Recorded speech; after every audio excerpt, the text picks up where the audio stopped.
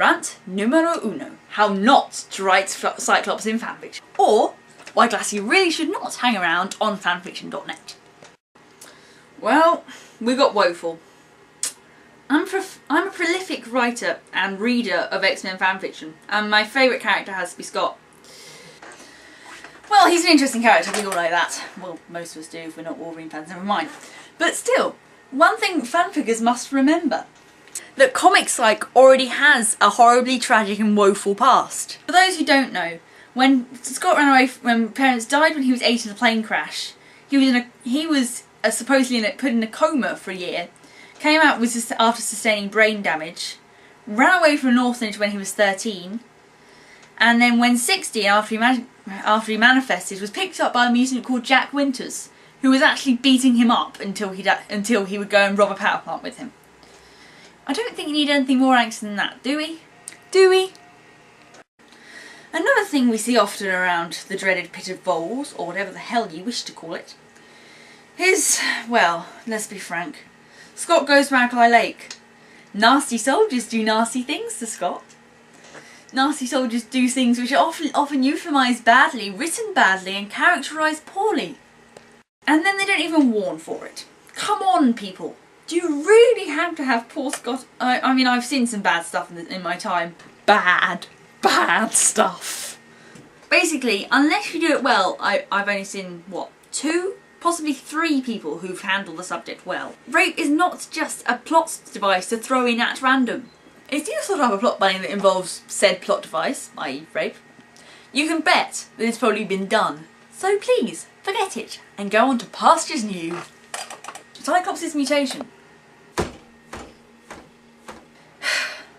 I don't care what the actor says, because, I'm sorry, Jimmy, you don't fry steaks with an optic blast, it just doesn't work. It's force, not heat. It's not Superman's heat vision, it's not boom plasma, because that's Havoc's mutation through his arms, but that's another subject entirely. It's force blast, it's force. It will force you backwards or force a hole through you, one or the other. This means Scott will not be lighting campfires with an optic blast, sit next to Wolverine with an arm around them and stew into the sunlight, or however cute you think that may be. Force, not heat. Sponsored by Powergen. And can we not portray Scott as a whinging Nancy boy? Please, people. What are you on?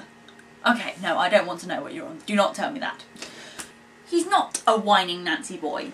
He's not a bumbling twit. He's team leader of the X-Men. He's got strategic skills. He has to deal with an uncontrollable mutation from day in, day out, which must be pretty shit for him, the poor guy. He even has... and then Jean dies. I mean, Jean's kind of, you know, I can understand why he'd go into slot, and the fact that they said, oh, he's a changed man, was just bad writing to get him out of the way. Because, you know, they do that. Because X3 is stupid and I hate it. I hate it, I hate it, I hate it, I hate it! That aside, I don't think Scott would quite be killing himself. Come on. Scott would know that to commit suicide would be giving up on Xavier, on life, on everything. And he wouldn't, because he's responsible. He's a responsible adult. No, he is not emo. Get out of my fandom! So, quick 15-second sum up for those of you who already glossed through the rest of it. 1. He already has an anxiety past. You want one? Use that. 2. We don't have to rape Psyche. It's no longer original. Shut up and get out. 3. We don't need the poor portrayals. Come on, people.